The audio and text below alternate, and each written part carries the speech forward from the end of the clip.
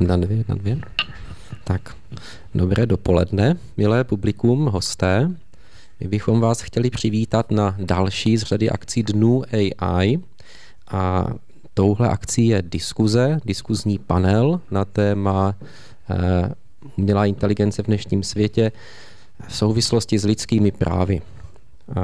Tohle téma otevíráme jako téma, které se nediskutuje příliš v souvislosti s umělou inteligencí, ale jak věříme, v mnohém souvisí a může nám lecos o AI a naopak AI nám může o lidských právech říci.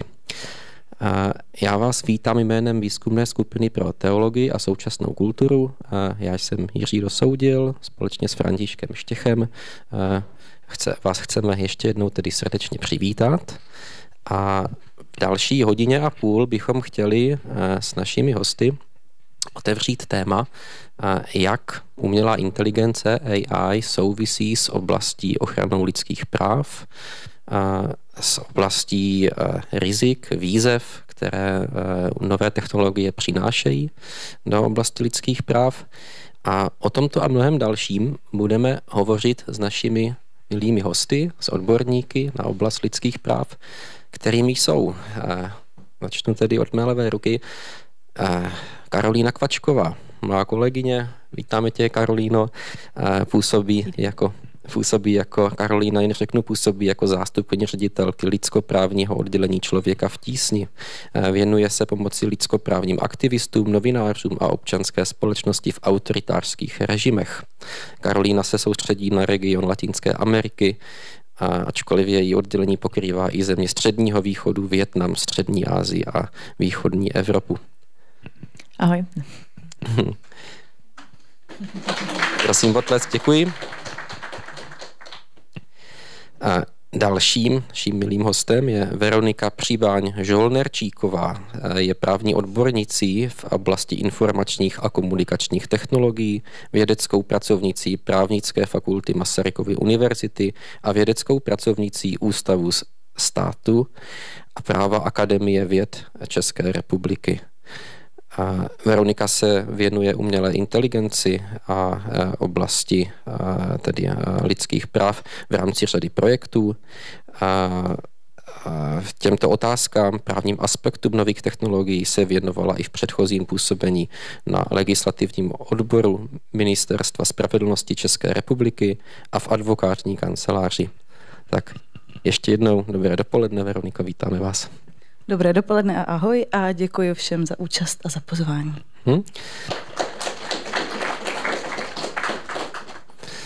Konečně chceme přivítat i Františka Štěcha, který pracuje jako koordinátor tedy výzkumné skupiny pro teologii a současnou kulturu na Evangelické teologické fakultě Univerzity Karlovy. František se zabývá především fundamentální systematickou teologií a aktuálním předmětem jeho odborného zájmu je teologická interpretace krajiny, kyberprostoru, umělé inteligence a digitálních technologií. Takže Františku, vítáme tě. Dobré dopoledne. Děkuju. Já možná si vezmu rovnou takhle trochu slovo, když jsem na konci toho představování a řekl bych jenom 2-3 věty o tom, jak nás to vlastně napadlo, protože možná, že se už někteří ptáte, co jako teologové mají s těma lidskýma právama, že jo. No, helejte se, nás to napadlo tak, protože jsme viděli, že v programu Dnů AI vlastně tahle agenda moc není zastoupená, což nás trochu zarazilo, protože jsme si říkali, že by tam něco takového mohlo být.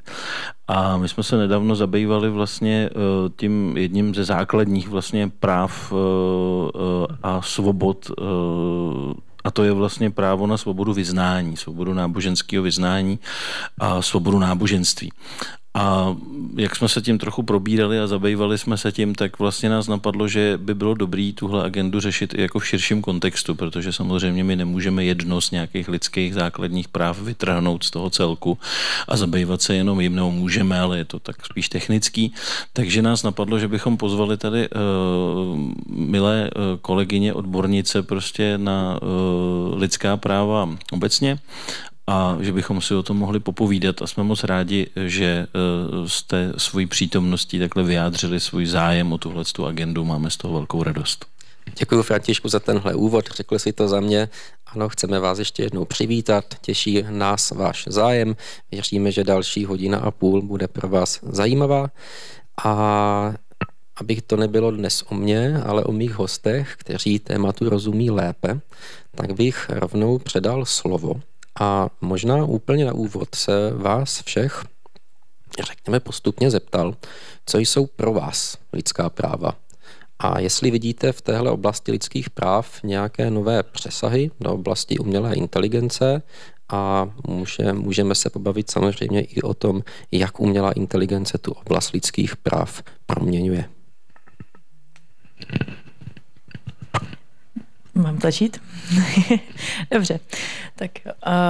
Tak pro mě otázka na to, co jsou pro mě lidský práva, je pro mě hrozně komplexní, protože v tom pracuju dennodenně a myslím, že se mi to v průběhu mojí práce v Člověku v tísni hrozně mění podle toho, co se zrovna děje. Ale řekla bych, že protože pracujeme hlavně s novinářema, pracujeme hlavně s aktivistama a občanskou společností, takže nějakýma organizacema neziskovými a tak dále, který bojují za přežití v autoritářských režimech víceméně, tak je to pro mě hodně fyzický to lidský právo v tom, že třeba pomáháme novinářům dostat se z Egypta, protože napsali něco o aktivistovi, který je ve vězení a nemá vlastně rozsudek, ale prostě je držen v zahraničí, prostě je držen ve vězení a oni o něm píšou a kvůli tomu musí utíct. Takže pro mě je to vyloženě jako fyzická věc, jako dostat ho ven, aby přežil. Nebo je to původní obyvatelka nikaragujského pralesa, která prostě nechce dát svůj pozemek velký korporaci, protože tam chtějí vydělat vodní elektrárnu. A zase ona o tom mluví, stát a ta korporace jich vyhrožují na životu a my jim musíme pomoct. Takže pro mě je to hodně fyzický a do umělé inteligence se v tomhle tom úplně nezabočuje, ale ta umělá inteligence začne figurovat v tom, když se někteří silnější hráči začnou věnovat jako dopadání těch aktivistů a dopadání těch novinářů ještě předtím, než se něco stane.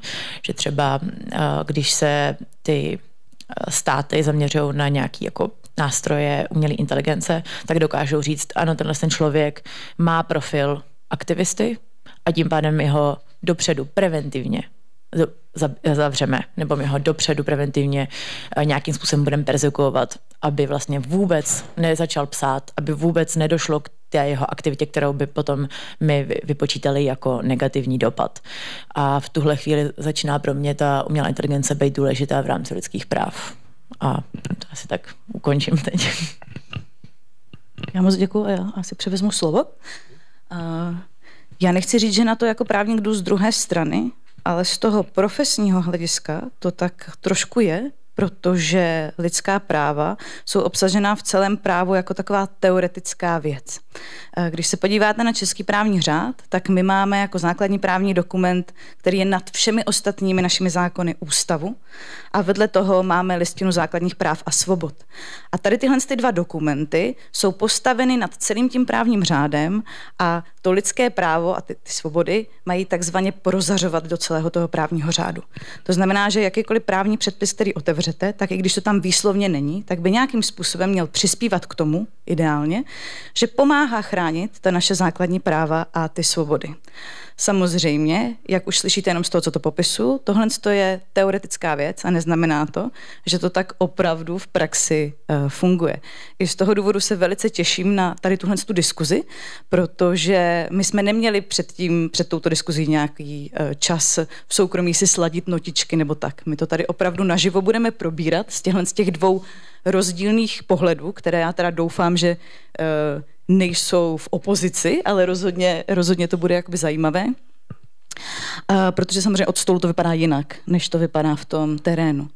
A co se týče umělé inteligence a lidských práv, tak právě veškeré právní předpisy, které jsou připravované, a to nejenom na úrovni Evropské unie, kde jste o nich možná mohli už slyšet nejvíce, tak na úrovni jiných nadnárodních organizací, jako je OSN, UNESCO, Rada Evropy, tak všechny tyhle organizace připravují nějaké konvence, které se budou týkat právě lidských práv, ale řeší to samozřejmě velmi teoreticky. Lidské konvence týkající se lidských práv v souvislosti s umělou inteligencí, jinak nebojte se, co se týče lidských práv obecně, to už máme dlouho, ale co se týče té umělé inteligence, ano. A tady tyhle ty dokumenty vyjmenovávají různá lidská práva, kterých se umělá inteligence nejvíc dotkne. Například Evropská úmluva o umělé inteligenci, což je úplně nový dokument, to bylo přijaté Radou Evropy v září, teďkon 2024, tak identifikuje jako ta práva nejvíc ohrožená například právo na spravedlivý proces nebo ochranu soukromí, jako ty domény, do kterých nejvíce zasáhne umělá inteligence. Takže to je za mě vše, takhle ten teoretický pohled. Tak u mě to skončí. No, my jako, nebo já jako teolog vlastně mě zajímají ta lidská práva taky, ale mě zajímá především ten aspekt člověka jako takového. My samozřejmě jsme taková sorta, že přemýšlíme o těch konceptech hodně obecně, už úplně ještě možná obecnějíc než právo. A vlastně mě zajímají otázky, do jaký míry vlastně člověk je skutečně svobodná bytost. Jo. A jelikož mě zajímá člověk a kdo je člověk a jak vlastně v dnešní době definovat naše lidství, protože velmi často se mluví o tom, že umělá inteligence je technologie, s jejímž nástupem prostě budeme znovu muset definovat, co znamená být lidmi. Protože až vlastně donedávna se mělo za to, že řekněme to, co nás dělá lidmi, je vlastně naše inteligence, whatever it means, protože inteligence vlastně neexistuje žádná shoda, prosím pěkně, mezi odborníkama na tom, co to vlastně lidská inteligence je. Na tom se různí vědci neshodnou a vlastně ani nevíme, jak přesně vzniká. Jo, neexistuje žádná teorie, prostě, která by byla obecně přijímaná. Těch teorií existuje spousta, ale vlastně se na nich nedokážeme shodnout, takže my to vlastně úplně nevíme. A najednou vlastně jsme vytvořili, řekněme, algoritmy, který díky obrovskému výpočetnímu výkonu jsou schopní vlastně v mnoha ohledech, kde vlastně jsme si mysleli, že máme prim jako lidé, nás dokážou vlastně jako totálně deklasovat. Jo. A tím pádem vlastně my se musíme znova zeptat, co nás vlastně jako dělá lidmi. Takže v tomhle smyslu nás to jako zajímá a jelikož jsem vyslovil to slovo magický svoboda, tak samozřejmě s tím jdou ruku v ruce lidská práva a svobody. Že jo? A prostě, aby člověk mohl být skutečně svobodný, tak musí mu ta svoboda být nějak jako zaručena. Takže na jednu stranu vlastně nové technologie nám jako dávají určitou svobodu a na druhou stranu představují jako velké ohrožení pro naše svobody a o tom určitě budeme dneska ještě dál jako mluvit. Takže to je vlastně to, jak to zajímá mě, takže asi úplně nejvíc super teoreticky, ale jsem zvědavý, jak to bude vyvíjet se dál. Děkuji všem za tenhle úvod a za vaše pohledy na oblast lidských práv. A možná bych navrhoval začít tam, kde si Františku vlastně skončil. Vzít to trošičku od konce. Kdybych tu otázku pojal úplně nejobecněji. Jak to vidíte? Umělá inteligence je pro oblast lidských práv příležitostí, je rizikem, je šancí věci nahlédnout nově, jinak? Začněte, kdo se cítíte. Já se moc necítím, ale začnu. A řekla bych, že my se k tomu stavíme spíš pesimističtěji, ale to je jenom z toho důvodu, že my nahlížíme na ty novější nástroje spíš opatrněji, protože většina vývojářů, nebo teď nemyslím o vývojářích AI přímo, ale celkově o nových objevech a nových nástrojích hodně lidí přemýšlí o tom, kam až posunou ty hranice. Novou technologii, furt. A nikdo se vlastně nezamýšlí nad tím, jak ta technologie může být použitá, kdyby byla ve špatných rukou. Nebo mi přijde, že není dostatečná ta diskuze nad tím, jak se to dá vlastně použít opačně. Takže řekněme, že my pracujeme v těch jako hodně autoritářských režimech, kde to je jako jasný, že se to používá špatně. řeknu, třeba v Číně tam teda nepracujeme, ale v Číně prostě všichni vědí, že Ujguři prostě trpí tím, že Čína jako stát používá umělou inteligenci právě preventivně zavírají muslimskou komunitu. Ačkoliv muslimové neudělali vůbec nic. Takže to víme, že ty nástroje jsou používány v autoritářských režimech špatně, ale ty demokratické státy je jako vyvíjejí stále a vlastně se neptají na tu otázku, co když to vezme do rukou někdo, kdo nemá úplně nejlepší úmysly. A to je pro nás hrozně problematický, protože řekněme, že teď, co se děje ve světě, prostě není úplně úžasný, co se týče demokracie. Během následujících let tady máme několik jako hodně důležitých voleb, který můžou hodně ovlivnit to, jak se svět bude prostě vyvíjet dál.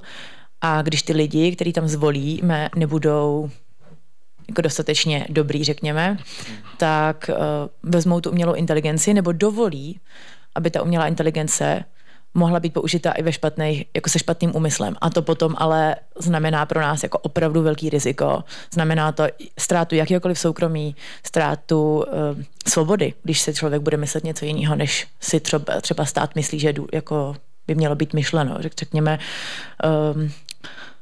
nebo jako i ztrátu jako práv na shromažďování, práv na osobní jako názor, všechny tyhle jako věci, na které bereme jako přirozeně, tak vlastně přestanou bejt a objevíme se někde prostě, já už jsem tady použila a předtím jsme se bavili, ale vrátíme se zpátky, nebo ne zpátky, ale jako ocitneme se prostě v roce 1984 v té knize prostě, kdy je to jako, ono se to v té knize zdá hrozně jako vytržený, jako hrozná jako fantazie, ale mně se zdá, že se tam jako blížíme jako vlakem, který nejde zastavit moc. A toho se jako hodně bojíme, takže bychom jako právě hodně cením tuhle tu konverzaci a myslím si, že bychom se měli víc zamýšlet nad tím, jak ty technologie můžou být použitý špatně. Třeba teď jsem jela sem autobusem a byly tam dvě slečny, nevím, jak byly starý, ale očividně jako byly za školou, protože si bavili o tom, že si potřebují navzájem prostě podepsat žákovskou a omluvenku.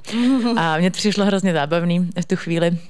A říkala jsem si, a pak vystoupila babička, tam se vedle měla velmi pohrdačný pohled na ně a já jsem si říkala, a to je trošičku, řekněme, kdybych to jako vyšponovala do extrému, tak si řeknu, OK, tak tady ty dvě slečny, protože prostě, nevím, mají vysocí oblečení, který se babičce nelíbí a státu taky ne, protože to vypadá jako, že nemá košily a nemá sukni prostě, tak ta slečna prostě je odsouzená k tomu, že prostě, tak ty budeš jakoby hlídaná, protože vypadáš tak, že bys mohla udělat někdy něco špatného.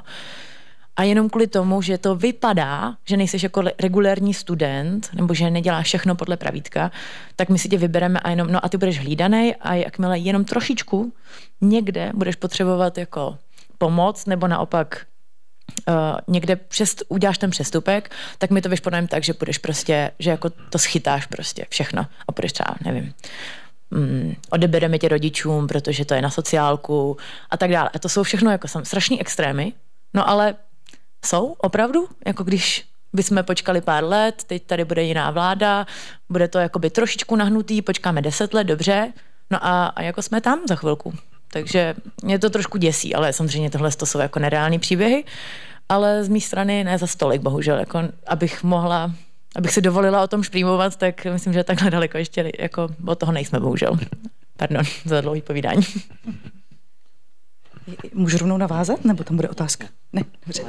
Tak já na to navážu snad na pozitivní notu trošičku, že já doufám, že to, co nás právě odlišuje od různých autoritářských režimů, je právě ten jakoby demokratický právní řád, který v tuhle chvíli zakazuje většinu z toho, co bylo zmíněno.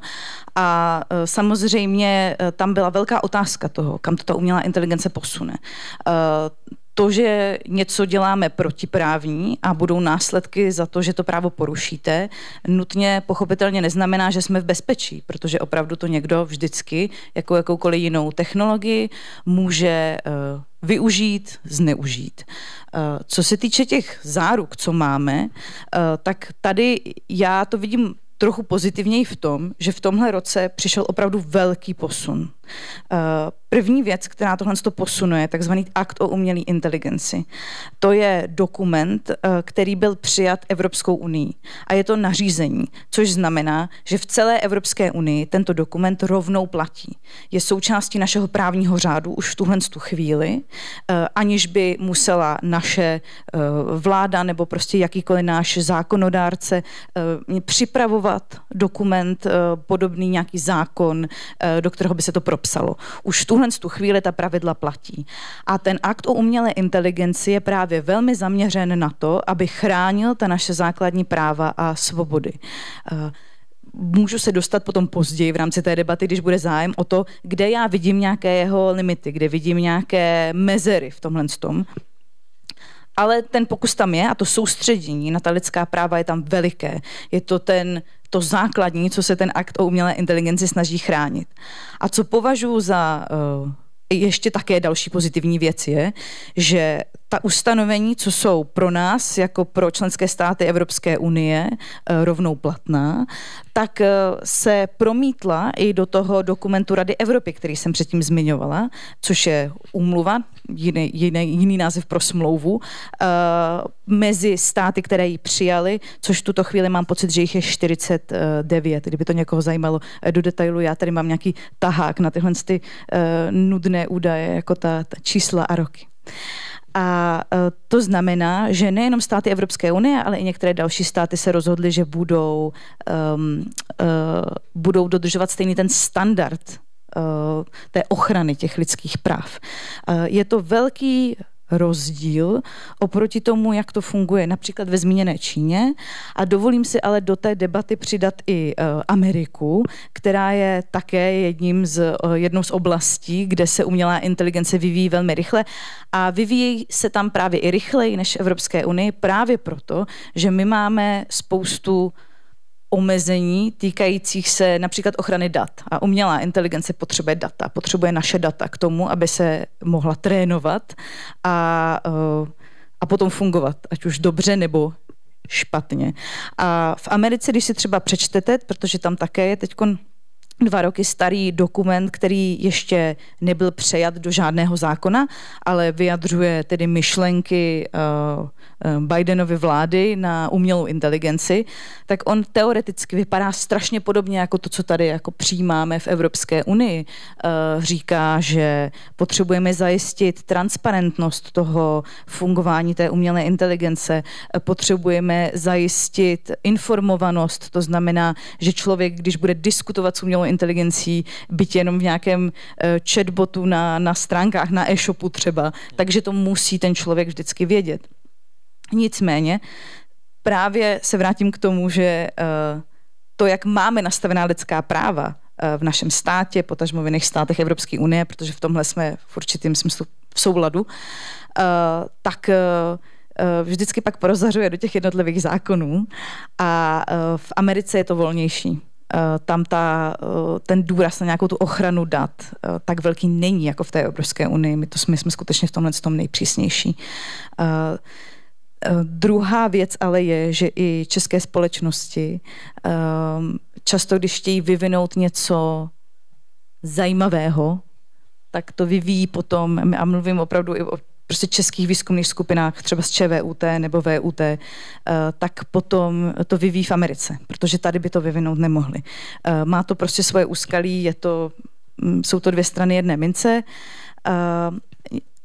ale zase musím říct, že české společnosti a výzkumné organizace, když jsem dělala projekt, kde jsem se jich ptala na to, že dokud vlastně ještě neexistuje žádná ta úprava, jestli na to vůbec myslí, jestli nějaká ta ochrana tam jakoby z jejich strany je, tak většina z nich řekla, že se snaží si zavést vlastní etická pravidla.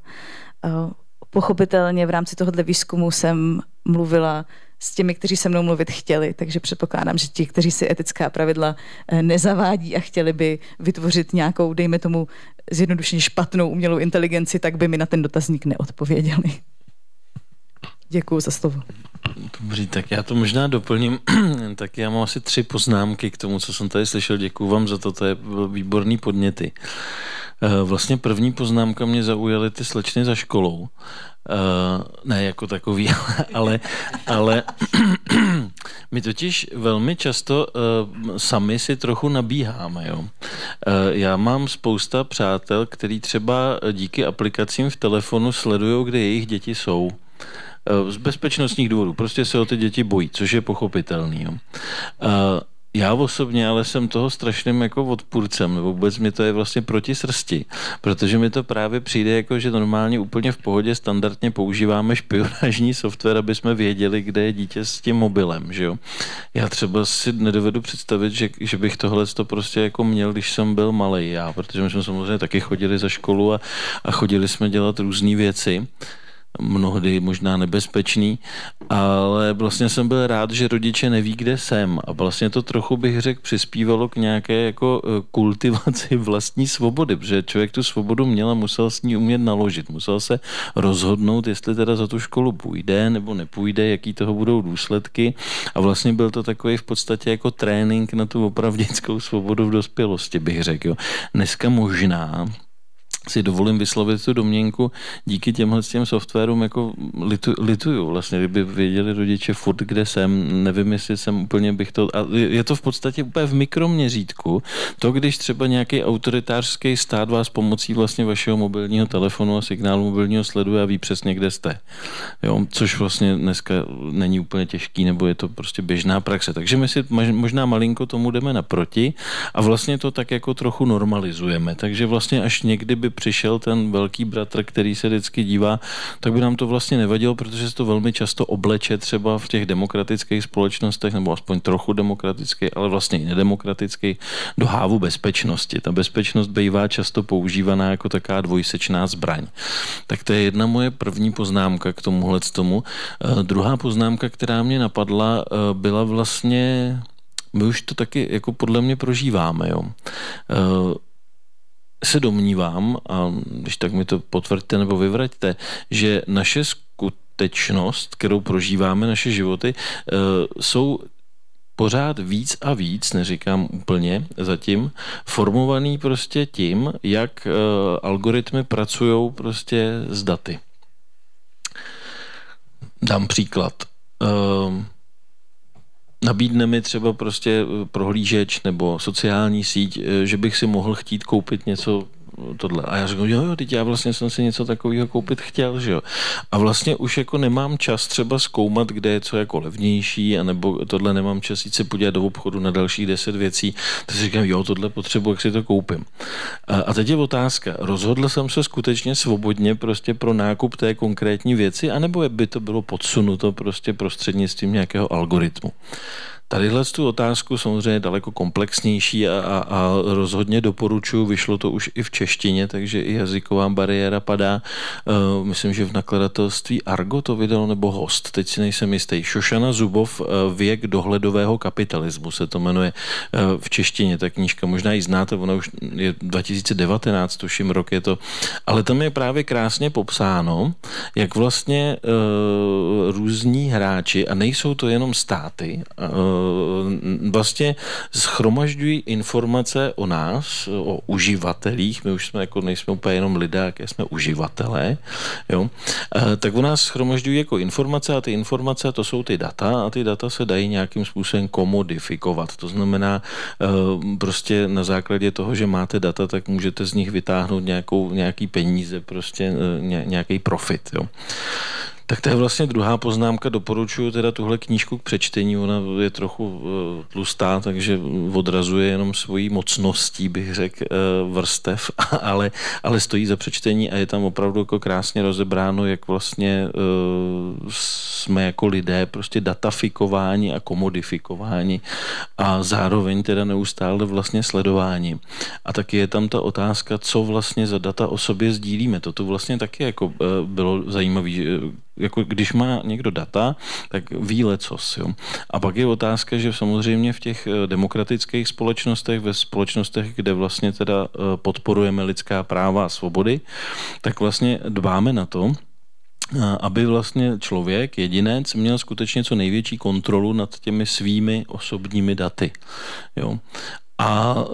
Ale na tohle to úplně kašlou potom ty autoritářské režimy, ty naopak potřebují, aby co nejvíc osobních dat měli k dispozici oni, protože se to může hodit. Jo.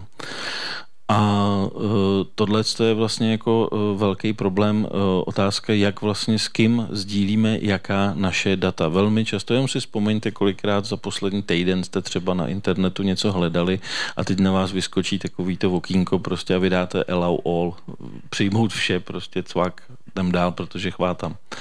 Takže tohle jsou vlastně jako věci, o kterých musíme vlastně jako uvažovat, protože není to jenom tak, že bychom my měli k dispozici umělou inteligenci, ale je to i tak, že ta umělá inteligence má k dispozici nás. My jsme vlastně její trénovací data, my jsme vlastně to, na čem se ta umělá inteligence učí. A zajímavý je, a to je další aspekt, a teď už končím, že vlastně my vyvíjíme umělou inteligenci tak, aby byla jako my, jako člověk, k obrazu svému, když jsem ten teolog, jo. Tak vyvíjíme umělou inteligenci k obrazu svému, protože do nedávna byla umělá inteligence vlastně záležitostí odborníků, kteří si s ní hráli v těch výzkumných ústavech, protože ona to je jako relativně stará myšlenka, stará technologie, už v 50. letech vlastně se mluví o umělé inteligenci a první pokusy jsou datovaný skutečně do 50. let 20. století, ale teprve s nástupem generativní umělé inteligence se z ní stalo celospolečenský téma. A proto jsme taky dneska tady a proto se o tom bavíme, protože vlastně dneska se o umělé inteligenci baví lidi v hospodách a na ulicích prostě. Takže to je důležitý taky jako reflektovat, to je jedna věc. A druhá věc je, že vlastně najednou jsme zjistili, že stroj, s kterým jsme komunikovali v minulosti vždycky prostřednictvím čudlíků, páček nebo různých jako ovladačů mechanických charakteru spíš, že můžeme ovládat nebo s ním komunikovat s tím strojem pomocí přirozeného lidského jazyka. A to je další jako velká věc. Tak tím končím. Děkuji Františku, děkuji ostatním za tyhle pohledy. A Františkův pohled teologa, já doplním i pohled můj, také tedy teologa. A já jen doplním, že mě těší a mě baví sledovat vlastně způsob, jak se o těchto věcech bavíme. Kdo trošku zná teologickou práci, nebo alespoň namátkově, tak tuší, že v teologii se někdy postupuje od obecných principů, které se vlastně promýšlejí do detailů. Co z nich plyne a co z nich vyplývá. A je zajímavé sledovat tuhle diskuzi, kde vlastně jdeme opačným způsobem od Karolíny, jak lidská práva se implementují v reálném životě a dále, jak si zasazujeme do obecnějších rámců, ať už právních, či obecně lidských. A já možná další otázku bych pokusil směřovat opačným směrem. My jsme se bavili o tom, jak proměňuje oblast lidských práv nástup moderních technologií, umělé inteligence, ale téma, které je velmi aktuální po jaksi 2 letech, kdy umělá inteligence opravdu proniká do reálného světa, je otázka regulací, je otázka, jak vývoj umělé inteligence směřovat a obecněji řečeno bychom vůbec se měli, a myslím, že už se i zamýšlíme, nad tím, jak by měly být naopak lidská práva přítomný v umělé inteligenci. A možná, že tohle by byl dobrý námět pro další kolo naší diskuze. Tak máme jít v obráceně. Je to na vás, Asi je to jo, na vás. Já bych to doufala. Neklidně ne, já si myslím, že o tom už se to trochu jako mluvilo, že jo? Protože my samozřejmě si jako uvědomujeme jako lidi, kteří jako vyvíjejí, protože my se, když mluvíme o umělé inteligenci, tak co je ještě charakteristické pro tu novou technologii je právě ta rychlost, s kterou nastupuje. Aspoň v posledních letech, teda, protože předtím ty dekády byly vždycky ty AI Winters a AI Summers, jo? AI Summer bylo, teď jsme objevili něco, co je slibný, teď do toho všichni nalejou peníze, no, jenomže ono to zase úplně nefunguje, nebo nás to posunulo jenom kousek, ne úplně daleko, tak pak zase byly ty prostě zimy umělé inteligence, to znamená, pak se do toho moc neinvestovalo, vlastně se říkalo, Bůh ví, jestli ta technologie nějak jako bude fungovat. Jo. To, co teď zažíváme, je poměrně dlouhé léto umělé inteligence, my nevíme, jestli prostě nastane další zima, nebo jestli prostě to furt nějak bude dál, ale co je rozhodně důležitý, je, že vlastně ta technologie prostě teďka doznala velmi rychlej vývoj. A my vždycky, když o tom přemýšlíme, tak mluvíme o umělé inteligenci rychle a pomalu. Jo. To, co je vlastně ta technologická stránka věci, to je ta umělá inteligence rychle. To je vlastně soutěž korporací, velkých vývojářů umělé inteligence o to, kdo bude první a kdo obsadí, řekněme, pične prostě to pole, který je vlastně, to je vlastně nějaká zlatá horečka, to je takový Klondike trochu, jo. Kdo si vlastně vymezí jak velký claim prostě. No ale s tím vlastně souvisí i to, o čem se tu trochu bavíme, a to jsou ty pomalé otázky. Jo. To je vlastně, to totiž jsou otázky, které nepůjdou vyřešit rychle. A to je právě, Jirko, ta tvoje otázka, do jaké míry by tedy, nebo jak by měly vlastně tyhle lidská práva, nebo ta lidskoprávní agenda být zakomponovaná přímo v té umělé inteligenci. Ale myslím, že cesta vede asi, možná jsou dvě takové poznámky. Ta cesta vede samozřejmě podle mě skrze vzdělávání, že prostě lidé musí už vlastně od nejmenšího věku, my spolupracujeme třeba s organizací AI dětem nebo IGNOS, který se vlastně věnují vzdělávání v oblasti umělé inteligence a dělají to, myslím, velmi pěkně. Tak vzdělávání už fakt od útlého věku, ať teda víme, co to vlastně jsme vytvořili, co to teda ta umělá inteligence je, co to umí, jak se to dá použít. A vlastně v tomhle vzdělávání musí být i ten aspekt, řekněme, podívejte se, je to technologie jako každá jiná, je to v podstatě v určitém ohledu, samozřejmě v určitých ohledech je jiná, jo, ta technologie než takový kladivo, ale takový kladivo je strašně užitečný, ale taky s ním můžete někoho pořádně ublížit. Jo. Takže záleží prostě, tohle je třeba, aby prostě tam bylo přítomný v tom vzdělávání. No a potom samozřejmě druhá kolej je ta vývojářská, ale už jsem zaznamenal několik firem, který třeba vyvíjejí velký jazykový modely nebo vyvíjejí vlastně algoritmy umělé inteligence, který pak chtějí nasadit i komerčně, který zaměstnávají třeba lidi, specifická pozice, humanitně vzdělaný člověk, který nám bude prostě jako korigovat ty, řekněme, nápady těch technologických vývojářů a bude říkat, hele pozor, tady by to mohlo prostě mít nějaký problém. Takže tohle jsou vlastně dvě věci, kde bych viděl, jakým způsobem by se dala vlastně tahle agenda postupně, ale samozřejmě to nepůjde rychle, zavádět vlastně do umělé inteligence. Tak asi tolik za mě. Já moc krát děkuju za tu otázku a děkuju za ten obecný úvod, jestli to tak bylo myšleno. Pro mě tahle otázka strašně zajímavá a mám ji ráda. Protože je zajímavá a problematická zároveň.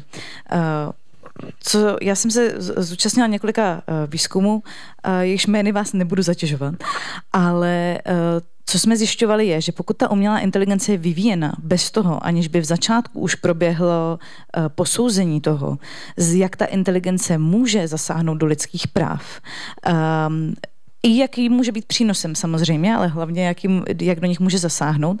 A pokud do začátku nejsou stanovena právě nějaká ta jakoby lidská kritéria, to, že si někdo sedne a řekne, já chci, aby ten nástroj dělal tohle a tohle, nechci, aby dělal tohle a tohle a musím si dát pozor na to, že pokud ten nástroj nakrmím daty o například etnicitě, i když to myslím dobře, takže tím pádem tady najednou je ten dataset a může se to nějakým způsobem zvrtnout.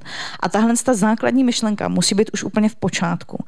A tady já nechci říct, že jsme to zanedbali, ta situace není jakoby nějak ponurá, ale skutečně je to hodné zřetele, že tím, že ta umělá inteligence v posledních letech procházela velice rapidním vývojem, bez toho, aniž by takováhle povinnost existovala, tak samozřejmě spousta té umělé inteligence, kterou teďkon máte v rukách, nemá v sobě tady tyhle ty záruky, které teďkon byly tedy uzákoněny třeba v tom evropském nařízení, v tom aktu o umělé inteligenci. To v plnou účinnost zejde až téměř za 2 roky od dneška a všechno, co je vyvíjené do té doby, tak v tom počátku tyhle ty myšlenky nebyly.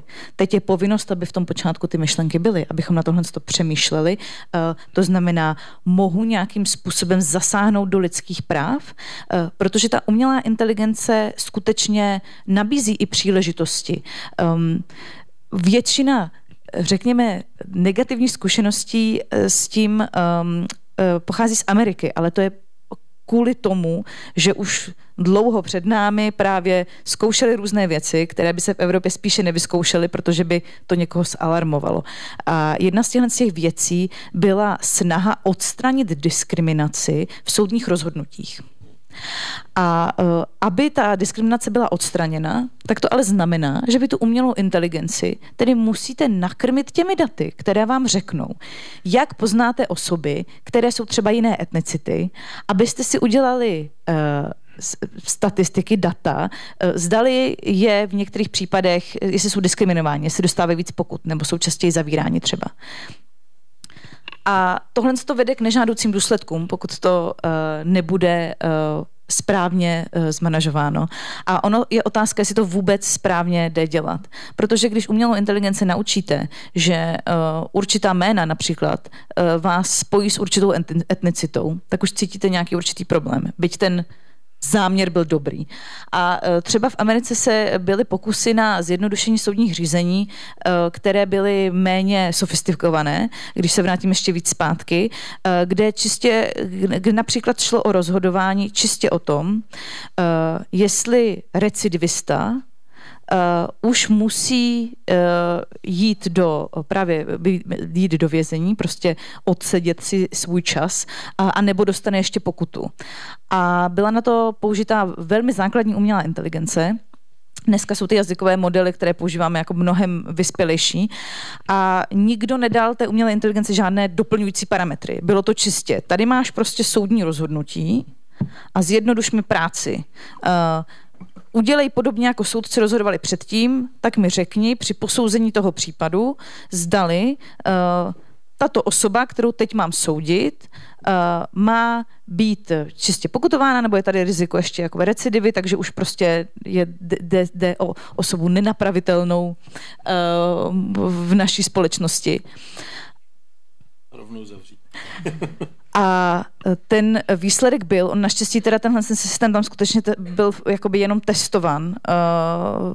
Ukázalo se, že když právě nikdo ty parametry správně nenastavil, tak co ten systém dělal bylo, že vlastně vyhodnocoval veškerý data z těch soudních rozhodnutí, které jim byly daný, a vysledoval tam, že lidé z určitých ulic jsou zkrátka zavíráni a lidé z určitých ulic nejsou, a začal ty soudní rozhodnutí dělat podle tohohle z toho. No ale v kontextu Ameriky, kde prostě existují geta, nebo ani to nemusí být geta, ale prostě se lidé různé etnicity, jakoby té společné etnicity sdružují na určitých místech, tak to způsobilo, že ten systém nerozhodoval spravedlivě, ale naopak jako úplně posílil tu diskriminaci. Prostě tam měl takzvaný bias v těch datech. Ta data prostě byla chybná sama o sobě, a když umělé inteligenci dáte ta chybná data a ještě jako se nesnažíte nějakým způsobem tam dodat tu informaci, že ta data jsou chybná, tak ona je prostě bude opakovat. A ten problém, kterého se bojíme a který se tedy teďkon ty právní předpisy, které teď byly přijaté, snaží zabránit, je právě, že když jakoby vy začnete takhle, tak o x let později už nikdo neví, na jakých datech ta umělá inteligence byla natrénovaná, a vlastně se nebude dát odhalit, proč rozhoduje špatně, nebo že vůbec rozhoduje špatně. Tady tohohle z toho hlediska, kvůli tady těmhle s tím obavám, existují systémy umělé inteligence, které jsou úplně zakázané, které vůbec v Evropské unii nebude možné vyvíjet ani používat, a to ani kdyby měli potenciálně sloužit pro dobro. Protože i ten systém, co právě můžeme vyvíjet s dobrým úmyslem, může pak někdo zneužít. A jedním z takových systémů jsou systémy social scoringu. To znamená, cokoliv, to je to, co probíhá například v Číně, a o čem jste se už mohli doslechnout na začátku, že se lidé právě posuzují z různých hledisek, a může to být i to oblečení, mohlo by to být třeba ta krátká sukně, může to být přínosnost pro společnost na základě toho, jaké jste právě rasy, nebo jakou práci vykonáváte, jestli jste bohatí nebo nejste bohatí, jaké náboženství například vyznáváte. A byť takovýhle systém potenciálně může být příležitost, to znamená, vy si můžete třeba říct, já chci zjistit, jestli v našich soudních rozhodnutích není nějaká diskriminace, tak se zase může stát, že tím akorát jakoby vytvoříte tu sadu těch dat, která budou někde zneužitelná a naopak povede k větší diskriminaci. Takže jsou systémy, tohohle typu, které jsou vlastně úplně zakázané, ale Já tady využiju toho svého taháku, jo. Co je důležitý a na co možná bude moc navázat Karolína je, že i ten akt o umělé inteligenci říká jednu věc po tom, co vyjmenuje ty zakázané systémy. A to říká, že výjimky ze zákazu jsou možné pro použití orgány činnými trestním řízení při splnění určitých podmínek. Tam je to dlouhá věta, jo, kterou jsem jakoby zjednodušila. Ale to znamená, že teoreticky, to znamená, že komerční subjekt tohle dělat nemůže. Ale teoreticky, kdyby se náš stát rozhodl, že to bude dělat, tak může. Tomu to zakázáno není. A tímto bych to uzavřela. To jsem nevěděla a je to takový mic drop trošičku pro mě tenhle stav, protože jsem si uvědomila, že to možný fakt je. To jsem myslela, že já jsem tak celou dobu se uzněla a říkala jsem si, jo, možná jenom prostě ta práce, kterou dělám, prostě ve mně vyvolává strašně jako pesimismus vůči všemu a možná to není tak strašný, možná je to fakt, jsme jako na dobré cestě a teď jenom, ne, dobrý, fakt je to blbý. Dobře, tak jo, já možná vůči lidským právům v této odpovědi nemám moc věcí, co říct, kromě toho, že se mi přijde, že my potřebujeme hodně pracovat na té vzdělanosti a ohledně toho, jako co ty lidská práva jsou a nějaký jako bude to znít blbě, ale nějaká jako morálka nebo etika. Myslím, že doplním jenom to, co řekli tady už ostatní, že AI je zase jenom další nástroj a za 10 let bude další a bude potom a zase další. A vlastně jediný, co my můžeme dělat a jediný, co jako lidi můžeme jako dělat s těma nástrojema je brát to jako nástroj a zřídit se nějakou jako nějakým jako vnitřním kompasem, že tohle je špatně a tohle si lidská práva potřebujeme dodržovat a podle toho se řídit. Je to něco, co nám prostě trošku to navazuje na takovou tu myšlenku, že mladá generace by měla být hodně agilní, měla by být jako hodně jistá se sama sebou vevnitř a měla by být schopná přecházet z jednoho nástroje na druhý, protože ta rychlost, jakým se vyvíjí všechny technologie, je příliš rychlá na to, aby člověk jako se naučil s AI a byl s tím jako dobrý do konce života. Prostě nebude. Prostě za 10 let tady bude něco dalšího. A jediný, co vám jako zbývá, je být vevnitř jistý tím, co je správný a co není. A myslím, že v tomhle je hrozně důležitý právě to vzdělávání. Už od malička prostě vědět, tohle to ubližuje dalšímu člověku, nebo je tam potenciál toho, že by se to mohlo dít a takže to potřebujeme nějakým způsobem jako regulovat.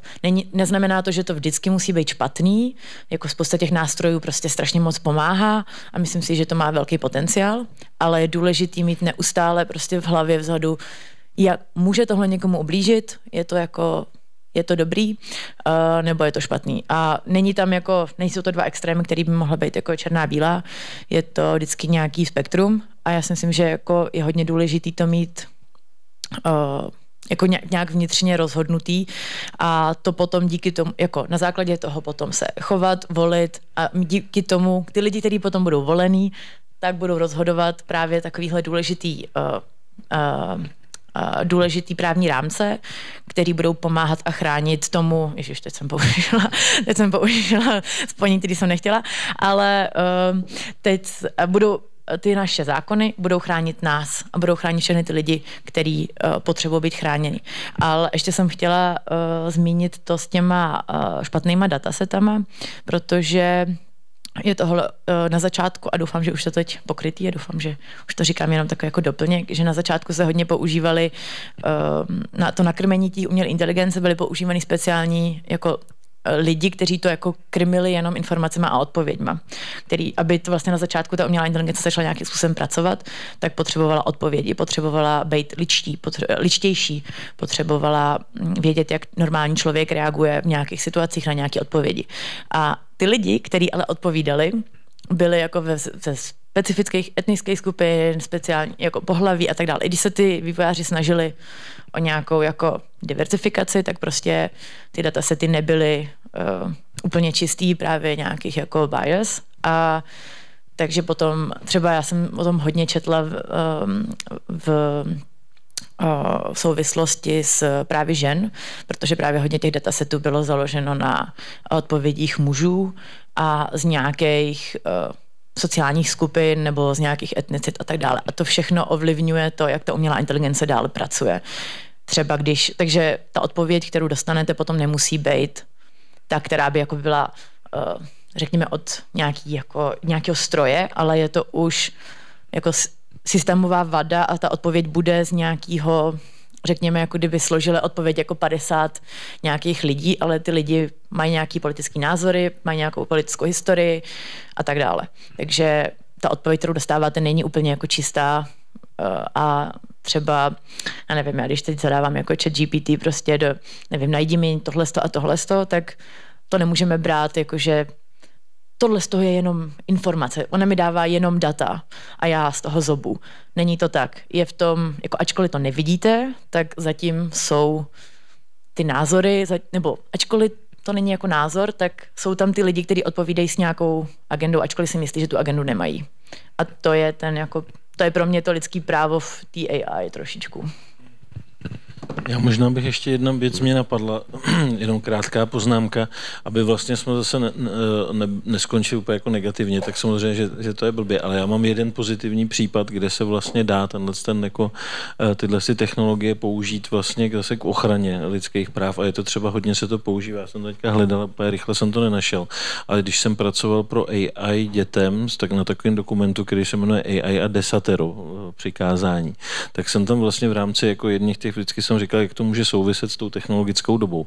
A narazil jsem na úplně zajímavý případ, že vlastně AI pomáhá hodně významně v boji proti human trafficking, obchodu s lidmi.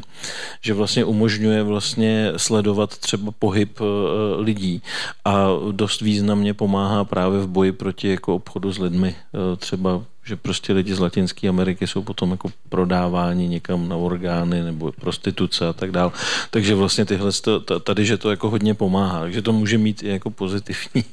Já jsem hrozně nerada ten negativní člověk tady, ale vždycky všude jsme jenom negativní. Ale já ještě na to navážu, protože mi to je teda další negativní věc, ale je to o tom, že právě třeba to sledování lidí, tak my třeba v Člověku v tísni pomáháme hodně aktivistům s tím, my tomu jako nazýváme jako cybersecurity, protože hodně těch lidí, protože my se tady bavíme jako o umělé inteligenci a lidských právech a my ale pracujeme s lidmi, kteří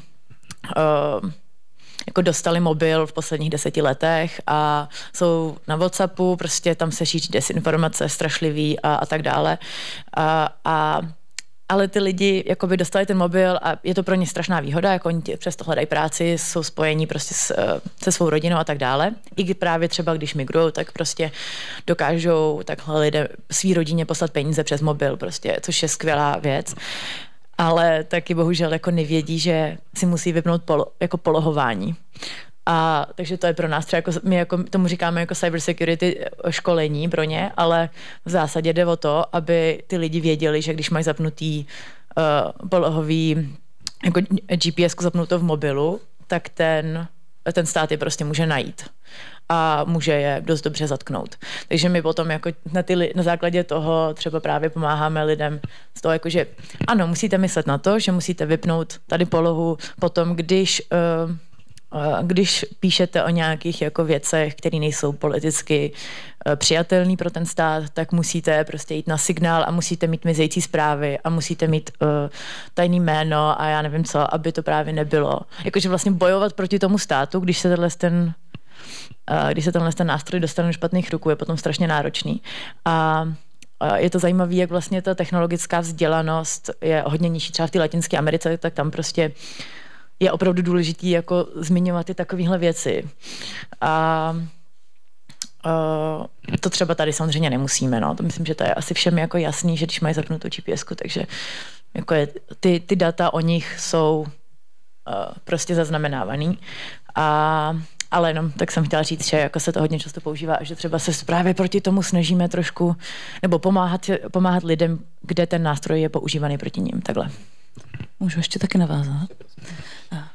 Tady teď v rámci té debaty bylo zmíněno několik věcí, které nesouvisí úplně s umělou inteligencí, ale trošku souvisí s tím, jak můžeme vlastně regulovat novou technologii a jak můžeme pomáhat lidem. A to je třeba tady tohle sledování té polohy, nebo to byly ty zmíněné cookies předtím. Všechny tady tyhle fenomény se právo vždycky v nějaký moment snažilo podchytit, snažilo se nám pomoct jako lidem. Nicméně právo trochu nestíhá. To je jedna věc. Ale to je samozřejmě prostě dané tím, že právo vytváří lidé se musí shodnout na to, jak to vlastně má vypadat. A samotní ti lidé si nejdřív musí vlastně říct, co ta lidská práva jsou a co je ta etika a co teda jako běžný občan potřebuje nebo nepotřebuje a jak to promítnout do nějakých povinností pro společnosti, co ty technologie vytváří. Ale třeba výsledkem toho, jak se právo snažilo pomoct právě nezákonným zpracováváním našich nejenom osobních údajů, ale právě těch lokalizačních údajů, oni jako můžou být anonymizované, takže to třeba není osobní údaj, ale je to něco, čemu můžeme prostě říkat data. Tak jsou ty cookies. To znamená, že nás každá stránka teď upozorňuje, že může zpracovávat naše data a jestli my to chceme povolit.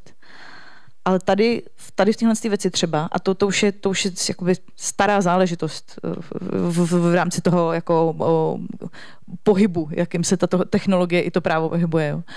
A tady je otázka, jestli o to někdo stojí vlastně nakonec. Protože dokud nejsme vzdělaní a nevíme, s čím vlastně zacházíme a jaký je důsledek toho, proč klikáme na to, že povolit vše nebo povolit omezené, tak nás to vlastně nechrání. A to podobné je podle mě tady s tou polohou, že ta technologie nám dává spoustu možností a my můžeme těm, co tu technologii provozují, dát spoustu různých povinností s tím, že chceme chránit toho občana vlastně samotného před sebou. Často, jo. Ale ty koncepty jsou opravdu tak abstraktní, že ten člověk používající tu technologii prostě musí aspoň trochu rozumět. Takže to vzdělávání, co bylo zmíněné, to je prostě strašně důležitý za mě. A zároveň musím říct, že v tom, že já bych tady vás mohla ujišťovat, že prostě právo myslí na to, že data se nesmí teďkon podle nového ještě, to je taky jiný nařízení, aktu o datech, bez vědomí toho uživatele, i když jsou to anonymizovaná data, tak je nemůže jen tak někdo jako prodat někomu dalšímu. Už vás potom taky musí informovat, že se tohle to bude dít. Jo, předtím to bylo u osobních údajů, teď by to mělo být i u těch třeba lokalizačních dat, ale které nejsou svázané s vaší osobou. Mohla bych vás ujišťovat, že kyberbezpečnostní rámce prostě teď jsou jako přijatá zase další nová nařízení, že co se týče třeba, že dřív to bylo tak, že pokud je něco poskytováno jakoby nekomerčně, to znamená bez úplaty, tak se na to nevztahovaly často ty povinnosti na zajišťování toho standardu té bezpečnosti. A teď už teda ty zákony to jako ví, jo, že řeknou, že ale úplata je i to, že někomu poskytujete data, to nemusí být jako finanční. To znamená, že přesně třeba, když vy si bavíte s chatem GPT a máte tu jako verzi zdarma, tak třeba ten akt o umělé inteligenci teď už ví, ale to není zdarma, protože vy krmíte ten chat svými daty. To znamená, je to komerční užití a tím pádem se na to vztahují ty povinnosti. Ale tohle všechno nám právo dává. Na druhé straně je spousta společností i jednotlivců, kteří jsou akorát zahlcený informacemi, které jsou pro ně prostě strašlivě abstraktní. Já se v tady téhle oblasti pohybuju jako jedno z mých hlavních témat, ještě než jsem vystudovala ten magisterský právnický titul. A mě to zajímalo. A stejně prostě to kvantum těch informací. Já jako právník, která jsem zvyklá číst kvantum informací, jako myslíte si, že já si čtu všechny podmínky, když klikám na ty služby?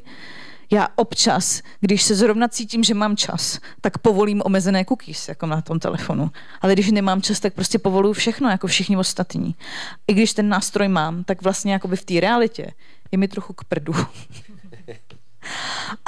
Takže jakoby to právo se vyvíjí pozitivně trochu tím, že nás chrání, ale možná myslím si, že to jakoby nestačí, jo? Že tady ten prostě teoretický koncept, který se kolem nás tvoří opravdu pak na té úrovni toho jednotlivce, nejenom, že občas nepomáhá, ale někdy nám spíš překáží. No. Já děkuji všem, těší mě, jak se debata rozproudila, těší mě tahle bohatost pohledu na danou problematiku a oblast.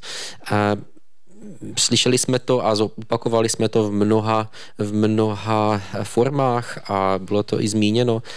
Umělá inteligence, to jsou příležitosti, to jsou možnosti, jak se dívat na oblast lidských práv novým způsobem, ale jsou to i rizika, jsou to i nebezpečí, jsou to i omezení, limity toho, co děláme, jak to děláme.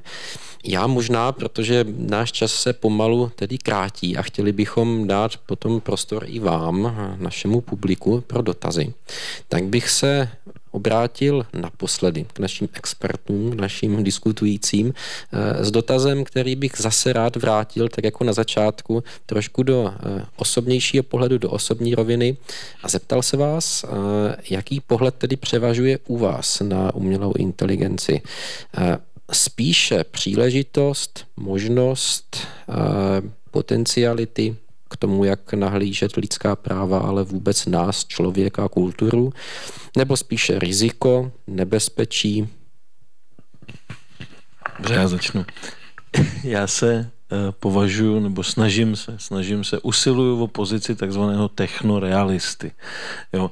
Že ono totiž dneska jako si všímám takový tendence, že existují technooptimisté, takže prostě všechny nové technologie, to je super, všechno nás to spasí, pomůže nám to, prostě nakonec se nahrajeme prostě do nějakého systému a budeme prostě žít ve stroji. To je extrém úplnej, ale samozřejmě jsou lidi, kteří se k tomu stojí velmi optimisticky a říkají, ne, všichni, kdo varujou, přehánějí, prostě musíme být jako zodpovědní trochu sami za sebe, ale pojďme do toho, prostě technologie je super. A to je, bych řekl, hodně pohled i těchto korporací různých, který prostě samozřejmě v tom vidí příležitosti jako i v zisku a tohle, takže to je ten rychlej vývoj těch technologií, který prostě si slibujeme, že nás tak trochu spasí. Jo. Pomůžou nám třeba vyřešit prostě problém s globálním oteplováním, pomůžou nám vyřešit problémy s globálníma dodavatelskými řetězcema, prostě pomůžou nám řešit celou spoustu úžasných věcí. Na druhou stranu jsou to ty, řekněme, alarmisté nebo technopesimisté, kteří prostě křičí, skoro bych řekl, až jako zastavte to, všechny nás to zničí, všechny nás to zabije prostě a Bůh ví, kdo všechno to kontroluje a stejně prostě nebyly čipy za covidu jenom proto, že byly všechny ve vakcínách. Takže jsou to vlastně dvě takové jako pozice, které vnímám, že hodně hlasitě zaznívají. A já se snažím o tu pozici toho technorealisty, kdy si říkám, ano, samozřejmě, že to je jako velmi silná technologie, to je úžasný. Člověk prostě si všímá, jak je vlastně člověk úžasná jako bytost, úžasně kreativní. Se podívejte jenom, co všechno dokážeme vytvořit. Jo. Ale musíme si taky uvědomit, že všechno, co dokážeme, co můžeme, ty naše úžasné možnosti, že taky ne všechny musíme jako realizovat, protože ne všechny můžou sloužit k tomu dobrému. Takže já snažím o tu pozici toho technorealisty, snažím se o tom mluvit, to je taky vlastně důvod, proč se zabývám jako teolog novýma technologiemi. Říkám, podívejte se, jako je to úžasné, co člověk dokáže vytvořit, ale máme tady jako tyhle temné stránky a pojďme prostě o nich mluvit, pojďme. A my už to máme, kdybychom třeba věděli, co přinese vynález parního stroje, tak bychom třeba jako přemýšleli o něm jinak, jako, jo, nebo spalovacího motoru, že jo? To jsou jako velký vynálezy, ale třeba prostě, já nevím, to není moje myšlenka, Genevieve Bell, prostě vedoucí toho ústavu kybernetiky vlastně a umělé inteligence na univerzitě v Sydney, tak to vlastně o tom mluví. Ona říká třeba, že prostě a vlastně se jí povedlo tak jako celkem dobře argumentovat proto, že vlastně vynález parního stroje nepřímo může za genocidu původních obyvatel Severní Ameriky. Jo, protože to dalo, řekněme, těm kolonistům tak neuvěřitelné možnosti, které byly neporovnatelné s možnostmi tehdejší kultury, že vlastně tu kulturu pomohlo to zničit. Jo. A nemluvím teda už vůbec o všech těch plynech, které jsme vypustili do atmosféry, s čímž máme teďka jako starosti. Že jo. Takže to už víme, že ty technologie nejsou jenom to super, že jo, ten zisk obrovský, že jo. Víme, že to může mít i negativní stránky, tak si myslím, že už je na čase prostě, když něco nového vyvíjíme, tak o tom přemýšlet tímhle způsobem. Tak technorealismus. Děkuju. Vy tomu říkáte technorealismus, já jsem to vždycky nazývala pragmatismem u sebe. Já si myslím, že stát v cestě něčemu, co je případně užitečný a co hlavně spousta lidí využívá hnedka, jak to mohli využít, je kontraproduktivní. Že by to nešlo. Já ještě řeknu takový bonmot z doby, kdy začal být v domácnostech dostupný internet. Tak se tak hodně řešili právníci z Ochranného svazu autorského, jak zabránit pirátění děl, například hudby nebo filmů. A protože to byla ta technologie tehdy, internet. Měli jsme najednou doma internet.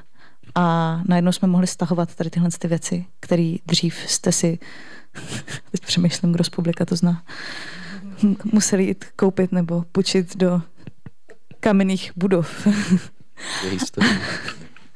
A jedna třeba z návrhů řešení, jak tomu jako zabránit tady tomu fenoménu, bylo, že by trestem bylo, že se odpojí internet v té domácnosti, která si stáhla neoprávněně to dílo.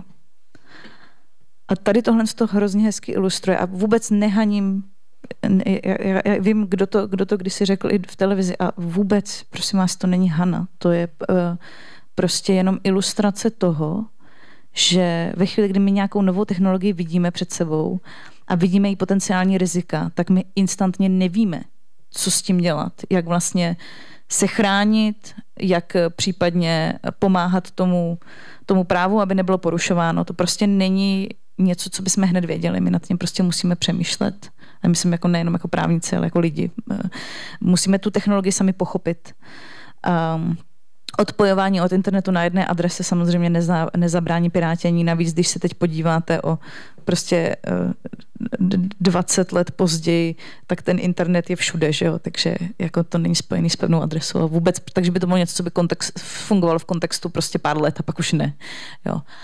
A to právo by tohle, nechci říct, dělat nemůže, ale nemělo by to dělat, že jo? Nemělo by prostě klást překážky, které nejsou reálně vymahatelné, které nejsou efektivní.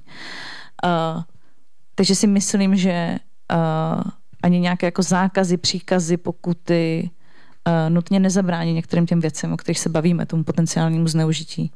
A že opravdu ten klíč je v tom, abychom měli, ne abychom zakazovali, určitě abychom omezovali, určitě abychom kladli nějaké nároky, to ano, to jako z toho nesmíme slevit, potřebujeme klást ty nároky, ale hlavně si myslím, že musíme opravdu budovat ten svůj vlastní morální kompas, což je takový hezký teoretický úkol pro všechny, ale prostě přijde mi to opravdu podstatné, stejně jako kdy jindy. A myslím si, že potřebujeme seznamovat nejenom děti, nejenom dospívající, ale i dospělé ohledně té technologie. Dokonce si myslím, že dospělí už mají pocit, že svět znají, ale on vlastně tím, jak se rapidně mění, tak ho vlastně tolik neznají a tím spíš můžou dělat takové chyby. A můžou se sami podílet na tom, že prostě zkusím technologie se stane něco nebezpečného. Takže si myslím, že my prostě musíme spíš pracovat na sobě, což je samozřejmě těžší, než říct lidem, co vyvíjí nějakou technologii, že něco smí a nesmí dělat. Ale je to podle mě potřebný, no. Asi takhle neprávně to ukončím. Díky. Já možná rovnou navážu, protože mi přijde, že jsem přišla na docela dobrou odpověď, ačkoliv jsem se docela trápila s tím, co řeknu nakonec, tak jsem teď na to přišla, díky tady tomu příspěvku, protože mi přijde, že vlastně většina těch technologií se bude vyvíjet a je to velký potenciál a myslím si, že přesně právo nemá ani ambice a ani reálnou šanci to dobíhat, nebo prostě právo bude vždycky reaktivní, takže nemá šanci prostě to regulovat dostatečně rychle k tomu, aby nás reálně ochránilo. A myslím si tím pádem, že ano, jak už bylo řečeno, prostě je důležitý na jednotlivcích mít ten morální kompas, ale myslím si, že je důležitý mít ty vysoké nároky. A myslím si, že to jediný může vlastně tu umělou inteligenci jako reálně řídit, jsou nároky uživatelů.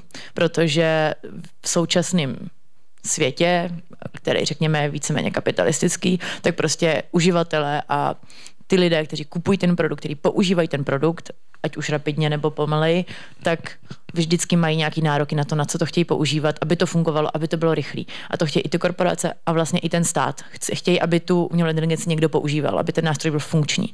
A na to, aby byl funkční a byl i dobrý, musíme my klást vysoký nároky. Na to, že myslím si, že takhle funguje teď svět, že, nebo částečně, alespoň co se týče jako produkce nějakých technologií a produktů, je, když něco nefunguje, tak to lidi hodně často opouštějí za něco jako rychlejšího, lepšího, protože přesně jak se rychle posouvá ten svět, tak prostě není problém. Tato aplikace mi nefunguje, tak si stáhnu jinou a je to otázka 1 minuty. ale okamžitě oni ztratili uživatele a nová technologie získala uživatele. A je to jenom kvůli, nevím, nelíbí se mi tahle ikona, nelíbí se mi tahle barva prostě, proč tady není tohle tlačítko. Takže je to otázka toho nároku, těch vysokých nároků na to, co my chceme používat. A myslím si, že v těch nárokách, kromě toho, že se nám nelíbí barva ikonky, tak by měla být i to, jak používají naše data a jestli ta umělá inteligence je dobrá, jestli je přesně psaná v nějakých, jako s nějakou etikou a s lidskýma právama jako uvnitř toho systému algoritmu. Myslím, že to je pro nás hodně důležitý. Jako nesnižovat se k tomu, být jenom jako jenom konzumovat to, co člověk jako dostane, ale klást si vysoký nároky. Myslím, že bude potřeba od nás jako uživatelů klást si čím dál tím vyšší. A tím bych to zakončila. Děkuju. Budeme si jistě klást vysoké nároky, ale můžeme nyní, asi v následujících 15 minutách, klást i dotazy. A dotazy na naše diskutující. A já bych chtěl tady dát prostor všem vám, kteří máte nějaký dotaz. Nejlépe by to prosím bylo, kdybyste adresovali svůj dotaz na konkrétního diskutujícího. Nemáme se pro jistotu představit zkráceně třeba tím křestním jménem? Já když tak adresuji to jako Veroniku, ne ty příjmení. To by bylo na vás zbytečně složitý. Jo, já jsem Karolína. A já František.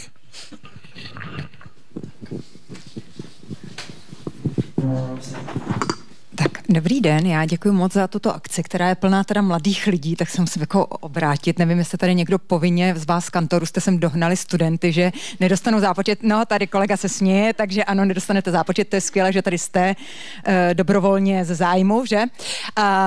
Já bych chtěla jenom na úvod. Moje jméno je Adriana Derga, my máme v rámci Rady vlády pro lidská práva už asi 4 roky, nejdřív to byla pracovní skupina, pak to byl výbor pro technologie a lidská práva.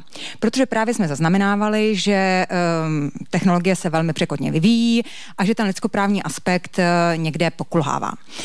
V té skupině, na co jsem já velmi hrdá, přesně jsou třeba i kolegové a ohromní experti v právu a naši představitelé, kteří vyjednávali právě v úmluvě AI a lidská práva za Radu Evropy, ale na co jsem já hrdá, že tam máme vlastně i samotné producenty technologií, což velmi často v těch debatách právě ti, kteří ty technologie dělají, což není ani jeden z vás, ani nedesignuje, ani neprodukuje, ani neimplementuje, ani neprovozuje pravděpodobně, jo, většinou tam není.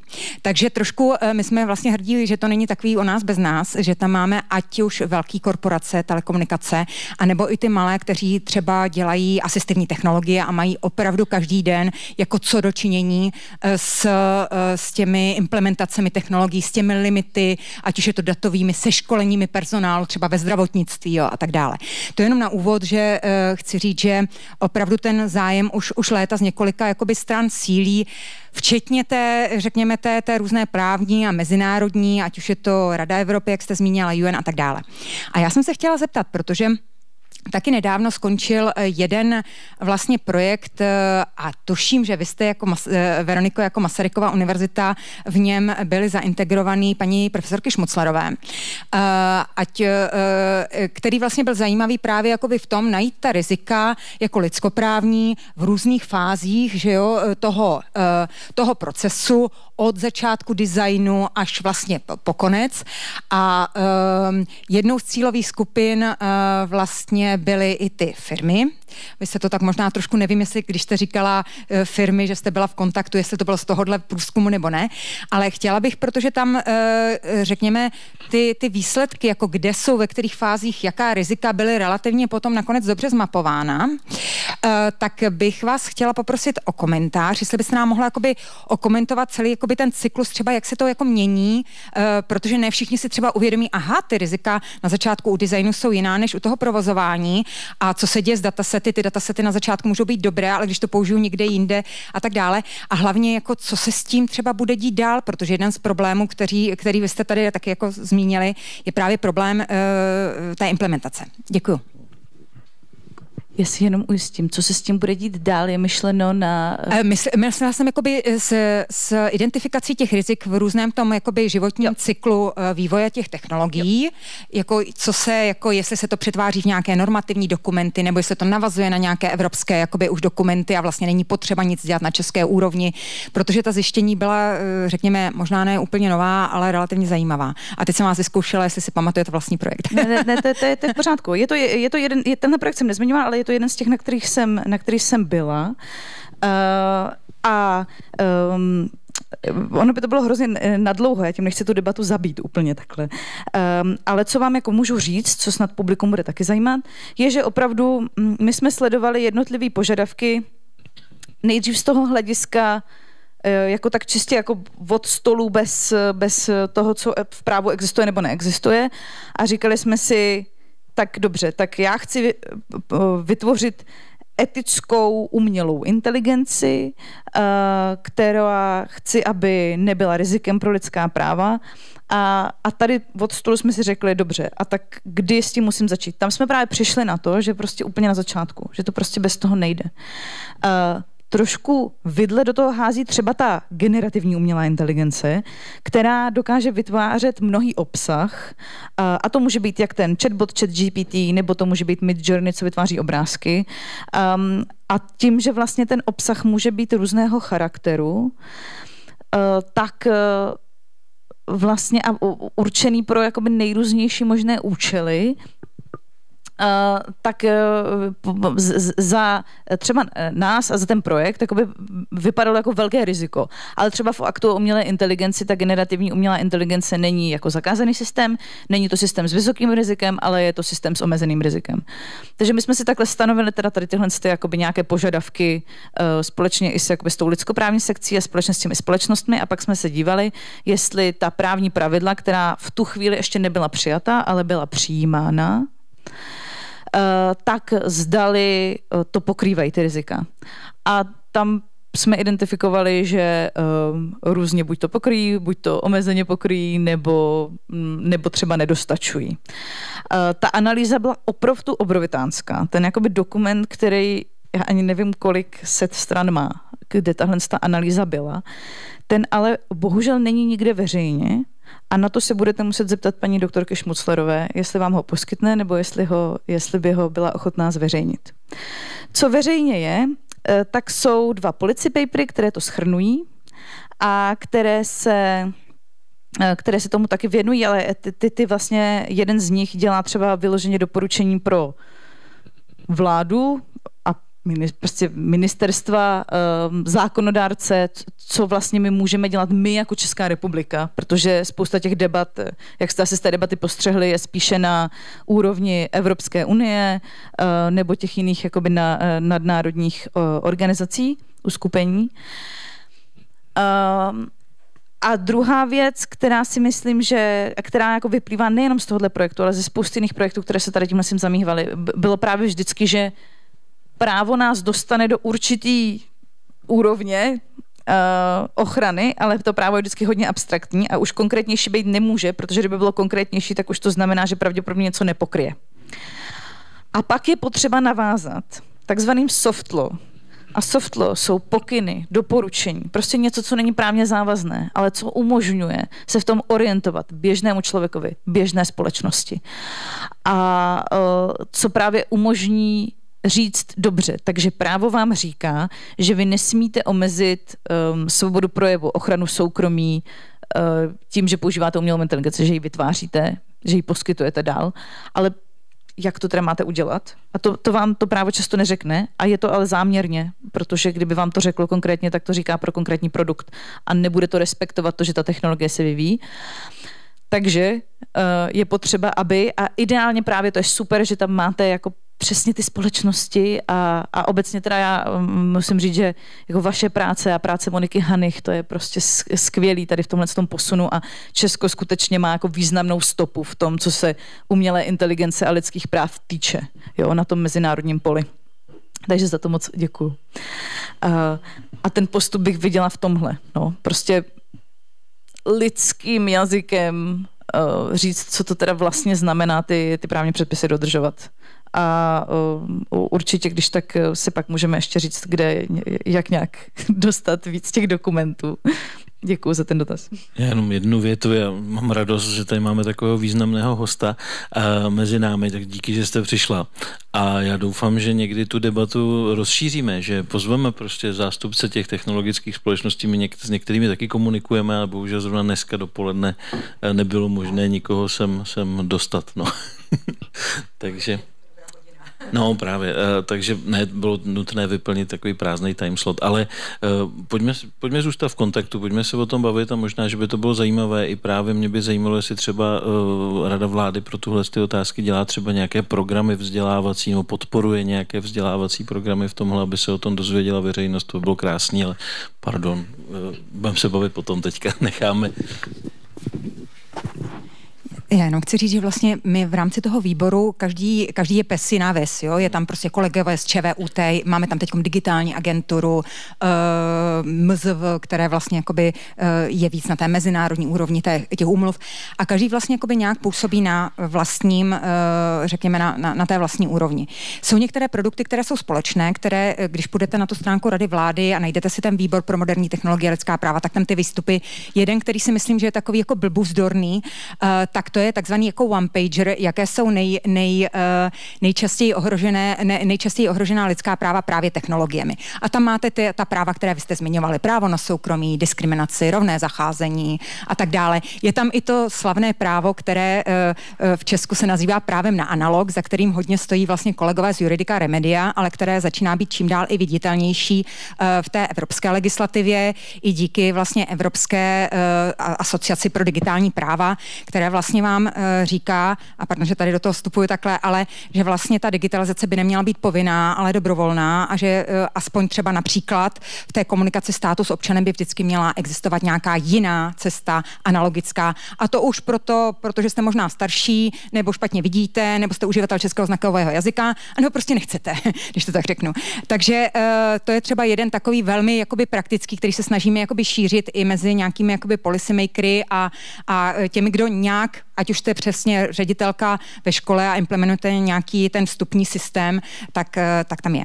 Ale jestli mi dovolíte, když mám mikrofon, jenom jsem chtěla říct ještě ke kolegům, nám se dostal do ruky návrh, jak mluvíte hodně o tom AI Actu, tak se nám dostal do ruky návrh legislativních prací vlády na příští rok a zjistili jsme, že nikdo neplánuje implementovat AI Act. Jo? Takže všichni od toho dávají ruce pryč a přitom se to musí vlastně stihnout do toho srpna 2025, jak to bylo zmiňováno. Můžu tak jenom prozradit tajemství kromě jednoho ministra, který plánuje, ale neví jak. Bonzněte ho, prosím. Tady nikdo, tady takhle privátně, jo? Tak on je tady záznam. Tady záznam. Tak dobrá zpráva je, že opravdu ten akt o umělé inteligenci je platný jako nařízení rovnou a vlastně si myslím, že ten český právní řád se obejde bez toho, aniž bychom to implementovali. Jo? Tak to je ta dobrá zpráva, ale samozřejmě pro českého občana by bylo příznivější, abychom si otevřeli nějaký nám již známý právní předpis a prostě jsme tam všechno našli, protože tady tahle rozpolcenost nepřispívá k právní jistotě a myslím si, že to vlastně třeba obecně právě těm lidským právům, jako když už jsme u nich, jako neprospívá, jo? Že prostě já jako občan, a kdybych nebyla právník, tak vlastně nevím, kam všude se musím dívat, abych věděla, jaké právní předpisy jako na mě dopadají. Že jo? Tak to samozřejmě jako není dobrá situace úplně. Děkuju. Prostor pro další dotaz, připomínku, námět. No a ta bude na vás. Já slibuju, že změním repertoár. Dobrá, jestli nemá někdo... Tak já si udělám další a to je na kolegy teologii. A to jsme měli takovou zajímavou debatu právě v Norsku. Hodně všimněte si toho, že vlastně hodně se debatuje technologie a lidská práva a vždycky nám vyskočí ale etické technologie, ale etické AI. A my jsme měli velkou právě debatu o tom zakotvení, jestli v etice nebo v lidských právech, kde kolegové právě argumentovali, že zatímco lidská práva jsou mezinárodně ustálená, deklarovaná, nějak jakoby fosilizovaná, nechci to říct, ale prostě nějak jakoby ustanovená, mají nějaké implementační mechanismy, mají nějaké soudy, mají nějaké úmluvy, my se na nich shodujeme, nějak to potom, že to neplníme, druhá věc, ale chci říct, jako má to nějakou jakoby teorii, strukturu, implementaci. U té etiky nebo u těch etik to tak není. Tak bych chtěla vědět váš názor a proč třeba vy jako vědomě používáte etiku a ne lidská práva. Děkuju. Františku? Etika je úzus, protože se o tom mluví, jak ono, hlavně v teologickém rámci se ani nemluví o etice, ale o morálce. Jo? To znamená, já bych řekl, že etika je jako jedna věc a morálka jsou druhá. Takže já bych spíš mluvil o morálkách nebo o morálních systémech, o morálních přesvědčeních, ale o etice, která může být univerzální a právě z té univerzálnější etiky vyrůstají potom ta naše lidská práva. Takhle bych to asi shrnul jenom, ale nejsem etik, prosím vás, takže mě neberte za slovo, takhle to chápu já, ale můžete mi to vyvrátit. Každopádně je tady vlastně věc, že a taky důvodem, proč teda pořádáme jako výzkumná skupina pro teologii a současnou kulturu debatu o lidských právech, je to, že skutečně jako ta lidská práva nám přijdou jako velmi nosná, která jako velmi odráží, řekněme třeba křesťanskou etiku. Ale samozřejmě je tady pravda, že existuje celá řada různých jako, systémů, které prostě mají, řekněme, morálně něco přijatelného prostě v určité kultuře, protože ta morálka je taky kulturně a nábožensky podmíněná. Některé věci jsou v některé kultuře, v některém náboženství jako přijatelnější, v jiném jsou třeba naprosto nepřijatelné. Takže tohle to samozřejmě je potřeba reflektovat. Ale to, co vlastně, proč vlastně zaděláme, v roce 2019 a 2020 vlastně přišla třeba římskokatolická církev, Vatikán vlastně s iniciativou, která se jmenuje, jak oni to jmenujou, Rome Call for AI Ethics, římská výzva k etice umělé inteligence. A mě třeba na tom zaujalo, já jsem byl tenkrát na tom vyhlášení v Římě vlastně na té velké konferenci a mě vlastně velmi zaujalo, že oni to pojali od samého začátku nikoliv jako naši věc, že my teda uděláme nějaké prohlášení k etice umělé inteligence, ale od samého počátku to pojali vlastně velmi široce a v roce 2022 podepsali vlastně memorandum nebo k téhle z té výzvě přistoupili vlastně zástupci ostatních monoteistických náboženství abrahamovských, takže vlastně zástupci židovství a zástupci islámu. To se podepisovalo v Abu Dhabi, pokud vím, a v roce 2022 a letos na jaře, nebo skoro v létě už, vlastně k tomu přistoupili představitelé různých asijských náboženství. To se podepisovalo tuším v Koreji na jednom summitu. To znamená, mě jako velmi fascinuje to, že tadyhle vlastně jako křesťanská církev, nebo ta největší křesťanská církev si uvědomuje, že vlastně nemůže se vyjadřovat jaksi sama za sebe k téhleté otázce, protože to je otázka, nebo ta technologie, umělá inteligence jako technologie, je něco, co vlastně dopadá na plošně na celý svět a tudíž prostě my musíme vlastně ten náš postoj, etický postoj k umělé inteligenci, k té technologii nesmí vycházet z našich jako morálních přesvědčení, partikulárních třeba některých, ale my se musíme shodnout na nějakých základních etických principech napříč světovými náboženstvími. Takže mě třeba jako teologa velmi zajímá, jak vlastně tohle téma bude rezonovat prostě v tom kontextu mezináboženského dialogu. Takže takhle bych to asi okomentoval, ten váš dotaz. Nevím, jestli Jirka chce něco přidat. Já bych jenom dodal takovej obecnější možná rámec, nebo proč vlastně o té věci my uvažujeme, proč nás to jako teology zajímá. No, my se zabýváme samozřejmě nejen vztahem člověka k Bohu, k tomu, co ho přesahuje, ale jak si počítáme s tím, že součástí tohoto vztahu je i vztah člověka ke světu. Snažíme se pochopit i člověka, i svět a to téma umělé inteligence je důležité. My vidíme dnes a denně, vidíme to nejenom my, že ten svět proměňuje. A je to jakási nová výzva snažit se tenhle nový impuls do vývoje kultury a vůbec světa, ve kterém žijeme, pochopit, nějakým způsobem ho reflektovat. A je to prostě pro nás důležité téma. Naopak já si osobně myslím, to, co my bychom mohli, nebo čím my bychom mohli do té diskuze přispět, taky jakýsi obecnější pohled na to, kam vlastně tahle technologie směřuje. Nejenom jako co děláme, jak to děláme, já teda se věnuji ještě softwarovému vývoji, to je jak ještě moje druhá profese. A mně přijde zajímavé dívat se i na to, proč vlastně ty věci děláme. takový širší obrázek toho, kam vůbec směřujeme a kam se snažíme tou AI dojít. My asi nemáme nějaký jednolitý pohled na to, kam směřuje AI.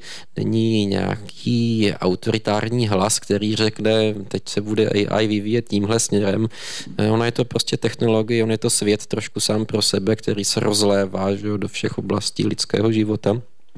A možná to, co já vnímám, je, že víme mnoho o tom, jak tu inteligenci dále rozvíjet, víme mnoho o algoritmech, máme jaksi dobře zmapované způsoby, kterým se tahle technologie dále vyvíjí, ale my vlastně úplně nereflektujeme, nevíme proč, nevíme, kam ten vývoj směřuje a teprve ho vlastně promýšlíme, co to s tím světem dělá.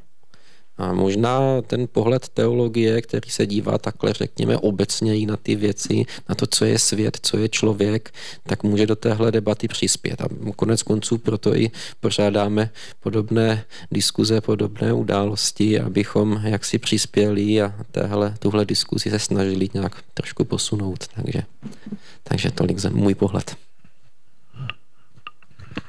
Já se jinak omlouvám, přátelé, náš čas zdá se vypršel, ale přece jenom, pokud má kdokoliv z vás námět, otázku. Vidíme jednu ruku, prosím. Jo, děkuju moc. Já mám otázku na paní Veroniku ohledně toho, jak právo nahlíží na situaci, když autonomní vozidlo způsobí nehodu a jak je to vlastně jak je to se zodpovědností, tedy jestli je fyzická osoba, která nasedla do toho auta, která spustila ten autořídící režim, anebo to AI, který ovládá vlastně to vozidlo při té nehodě, který to způsobilo, tedy je hlavním viníkem. Tak to je moje otázka. Nevím, jak moc to souvisí teda s lidskými právy, ale... Já si myslím, že to je relevantní. Děkuji za otázku. V současnosti v Česku a ani v Evropské unii nemůžete plně autonomní vozidlo provozovat. Samozřejmě určitě všichni víte, že jezdí Tesly, jezdí nějaká vozidla, která vlastně už jsou schopná jet sama, ale momentálně pořád zodpovědný ten fyzický člověk, který je za volantem. Až bude možné provozovat vozidlo oficiálně tak, že tam ten volant, i ten volant tam být nemusí, ale ta fyzická osoba, že nebude takzvaně dávat pozor na tu cestu, monitorovat situaci a vykonávat všechny bezpečnostní manévry. Tak to je zatím teda teoretická debata, ale myslím si, že už tak teoretická není, protože se to řeší už docela dlouho, že skutečně jakoby pak by měl být odpovědný ten výrobce toho softwaru, toho vozidla, ale je možné, že se to pro určitou jaksi přehlednost, to právo bude na to trochu vyzraje, že to bude tak, že takováhle úplně autonomní vozidla třeba budou provozovat jenom jakoby oprávnění provozovatele, certifikovaní, kteří budou schopni kontrolovat ten stav toho vozidla a vy si je budete půjčovat nebo jakoby pronajímat jako jednotlivé osoby. Je to teoretický koncept, vlastně na mezinárodní úrovni už se to trošku jakoby upravuje to právo tak, aby bylo možné plně autonomní vozidla provozovat. Na Evropské unii taky a v Česku rozhodně neotálíme. Ministerstvo dopravy to řeší dlouhodobě, má vypracované všechny studie a je jako už připravené upravit ty zákony o pozemních komunikacích a silniční dopravě, ale poměrně pragmaticky, čeká na to, co bude z výše, protože protlačit skrz legislativní proces zákon, který to bude upravovat a potom zjistit, že se to všechno musí měnit, protože to musí být harmonizované v rámci EU a bude to změněno, nedává moc smysl. Takže v tuhle chvíli to nelze říct jasně, ale myslím si, že můžu docela s určitostí napovědět, že vy jako člověk, který se jenom veze, byste jakoby neměli být plně odpovědní za tu způsobenou škodu, pokud neporušíte něco, pokud třeba se nepokusíte nabourat do toho softwaru, tak aby nefungoval dobře. Jo, jsme u toho zneužití té technologie, jo, tak na to se samozřejmě taky myslí. Děkuji za dotaz. Děkuji moc, otázka byla zodpovězená, já už víc otázek nemám. A... Jedna poznámka, ještě kolegové z Akademie věd právě pro Ministerstvo dopravy udělali dokonce dokument, který se jmenuje přímo Etika samoředitelných vozidel a myslím, že když si trochu zaklikáte, tak se k němu někde proklikáte. Já nemám ten odkaz u sebe a ten dokument jsem viděl, četl jsem ho a bylo to jako velice zajímavý, to znamená, to byly jako filozofové, experti na dopravu, který vlastně vypracovali dokument, který se vyloženě tímhle zabývá, takže je k dispozici v češtině, je to náš český původní dokument. A z toho právního hlediska jsme tam právě vydali ještě knížku, která se jmenuje Civilně právní odpovědnost za provoz autonomních vozidel. A to už člověk vyloženě musí mít zájem o to právo, aby si to chtěl přečíst. Díky. Tak já se obávám, že náš čas vypršel. Možná příležitost pro... Ano, to jsem chtěl říct, poslední otázka. Využijte toho. Tak dobrý den, já mám taky otázku na paní Veroniku. A to je ohledně autorských práv u jako generativních umělých inteligencí, jako například Midjourney. Jestli už proti tomu jako bojuje ta Evropská unie a ty nadnárodní ty organizace a jak se proti tomu dá bojovat, protože ta umělá inteligence se učí jako z těch děl, který mají na sobě ty autorský práva a pak jakoby je kopírují. Tak jak se proti tomu bojuje? Tak úplně první věc, kterou řeknu, že ta umělá inteligence jako taková není autorem, není schopná tvůrčí činnosti, takže v tomto má právo poměrně jasno. Midjourney ani podobný jiný program, ani jeho vývojáři nenesou ta autorská práva a jenom kompilují ta data, která tedy nazbírali jinde na základě těch promptů, co vy tam dáte. Co se týče toho, z čeho se ty programy učí, momentálně už je několik soudních sporů. Problém je trošičku dokazování, protože vy vlastně musíte ukázat, že se ten program učil na autorských dílech, ke kterým neměli licenční oprávnění. A to, že ten program sám si hledá data na internetu, ještě automaticky neznamená, že jedná protiprávně, protože respektive ty vývojáři, kteří ho naprogramovali, protože na internetu je spousta veřejných děl, která vy můžete používat a můžete s nimi i jako tvůrčím způsobem třeba upravovat. O co tam ale jde, je, že mají třeba ve svých licenčních podmínkách, že je nesmíte používat komerčně. A tady museli právníci trošku se nad tím zamyslet a odůvodnit si, že to je komerční užití, že ve chvíli, kdy si někdo platí program, který kompiluje obrázky, fotky, videa a ten program se učí na něčem, co nesmí být použito pro komerční využití, tak to skutečně není v souladu s právem. Ale čeká se na výsledky těch soudních řízení a samozřejmě není to úplně každý ten program, není to... A taky to musíte dokázat, což je prostě trošičku jakoby problematické.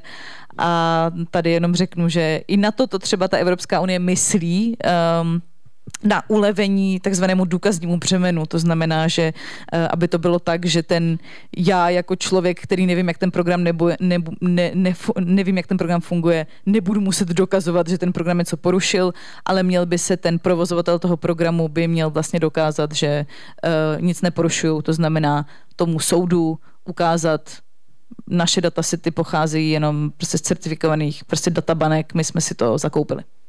Dobře, děkuji. Děkuji za dotaz. Tak já děkuji za dotaz a zároveň děkuji všem za vaši pozornost, za to, že jste sem dnes přišli. Těší nás nejen váš zájem a těší nás i to, že ta diskuze by mohla pokračovat, že jsme otevřeli spoustu zajímavých námětů a otázek, ve kterých budeme dále pokračovat příště. Věříme tomu. Věříme tomu, že jsme se neviděli naposledy a budeme rádi, pokud se setkáme na některé další z našich akcí. A co říci závěrem? Buďme informováni o tom, co se děje ve světě umělé inteligence a budeme se těšit, že se uvidíme již brzy. Děkujem, že jste přišli. Děkujeme všem hostům. Děkujeme vám.